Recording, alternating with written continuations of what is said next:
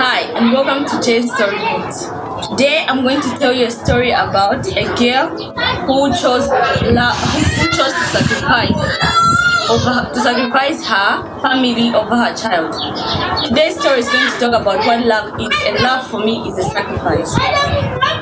The title of the story is My Life's Biggest Decision. A long time ago, when I was doing my junior secondary schooling at a certain school in Kawi, I met a few friends.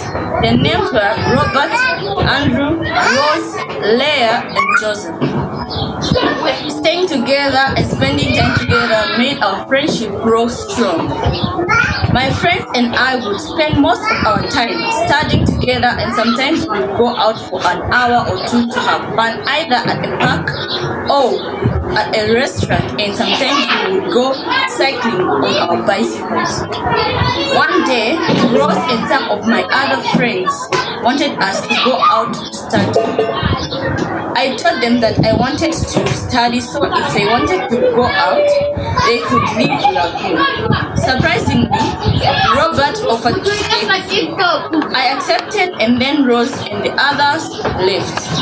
After that day, Robert and I would spend a lot of our time together. I started developing a certain strange and weird feeling for Robert.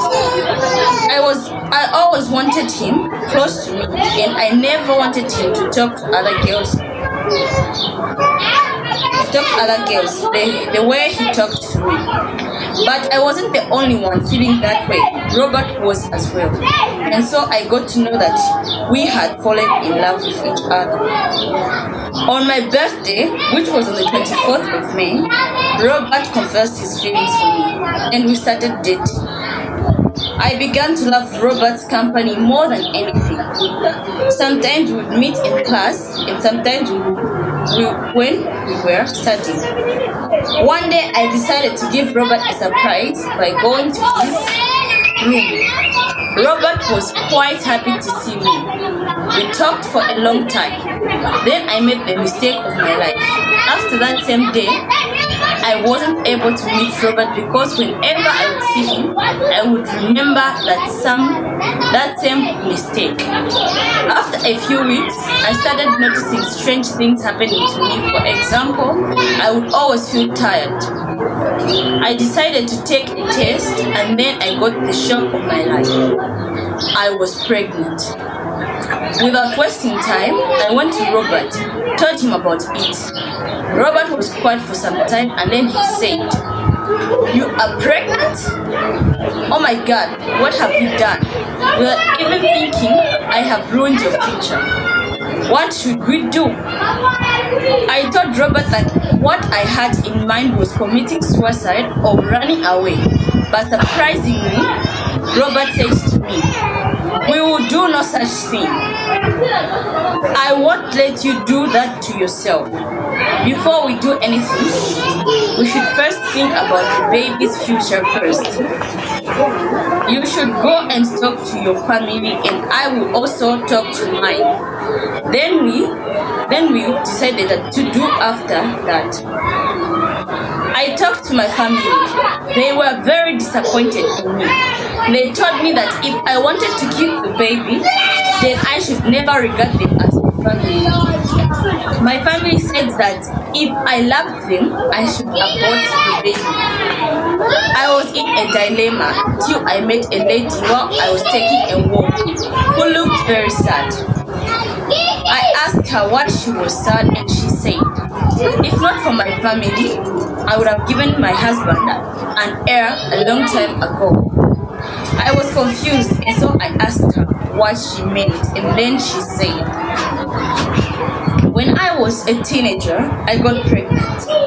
My family asked me to abort the baby or else they would part ways with me. I aborted my baby and unknowingly killed my womb too.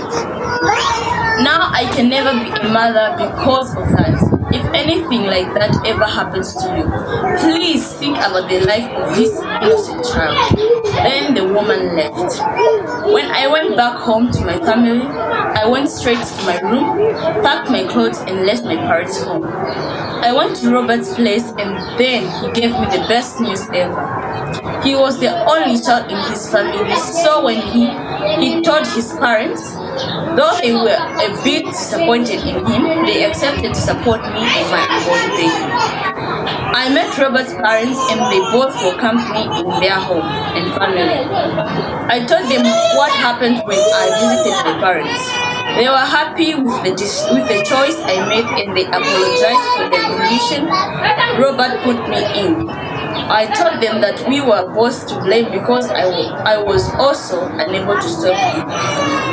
After a few months, I gave birth to a baby girl who was named by her grandmother as Samantha.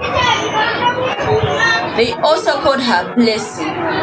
Robert's parents enrolled me back to school after Samantha turned 2 years old. Now I have finished my studies.